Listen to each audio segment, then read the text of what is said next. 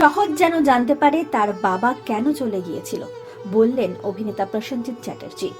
কোন পদক্ষেপের কথা জানালো এবার আর্টিস্ট ফোরাম? আপনাদের সবাইকে স্বাগত সিনে গসিপে। 29শে মার্চ শুটিং করতে গিয়ে অঘটন ঘটল। চলে গেলেন না ফেরার দেশে অভিনেতা রাহুল অরুণোদয় বন্দ্যোপাধ্যায়। তাই তো শুক্রবার রাত 11:15 নাগাদ আর্টিস্ট ফোরামের তরফে ডাকা হয় জরুরি বৈঠক। উপস্থিত ছিলেন প্রসেনজিৎ চ্যাটার্জি, শান্তিলাল মুখোপাধ্যায়, ভরত কল, শাশ্বত সহ আরো অনেকে। আর্টিস্ট ফোরামের সম্পাদক শান্তিলাল মুখোপাধ্যায় রাহুলের মৃত্যুর বিষয়ে জানান, মৃত্যুর পর ধারাবাহিকের প্রযোজনা সংস্থার কাছে মৃত্যুর কারণ জানতে চেয়ে চিঠি পাঠানো হয়েছিল। সেই চিঠির উত্তর সন্তোষজনক না হওয়ায় শনিবার আর্টিস্ট ফোরামের তরফে থানায় এফআইআর করা হবে। এই প্রসঙ্গে প্রসেনজিৎ চ্যাটার্জি জানান, যে চলে গিয়েছে তাকে আর ফেরানো যাবে না, কিন্তু সহজ যেন বড় হয়ে জানতে পারে যে তার বাবা কেন চলে গেল। 29শে এপ্রিল আচমকাই খবরটি আসে। তালসারিতে ভোলে বাবা পাটকারিগা ধারাবাহিকের শুটিং করতে গিয়ে ঘটেছে অঘটন। আকস্মিক মৃত্যু হয় অভিনেতা রাহুলের। পুলিশ সূত্রের খবর, সমুদ্রের জলে ডুবে মৃত্যু হয়েছে অভিনেতার। আর সেখান থেকে জানা গিয়েছে লীনা গঙ্গোপাধ্যায় প্রযোজনা সংস্থা ম্যাজিক মুভমেন্ট পুলিশের থেকে অনুমতি ছাড়াই শুটিং চালাচ্ছিলেন। তারপরে রাহুলের মৃত্যুকে ঘিরে উঠে আসে নানান প্রশ্ন।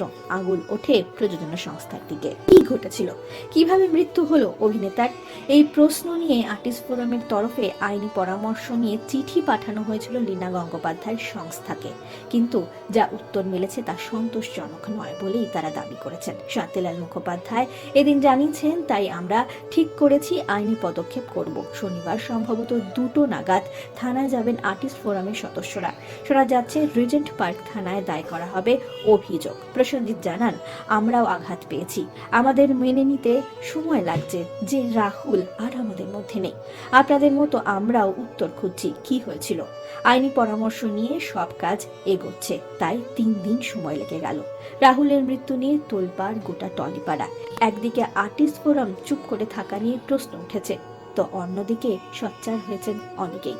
রাহুলের স্মরণে শনিবার বিকেল 4টের সময় পদযাত্রার আয়োজন করা হয়েছে।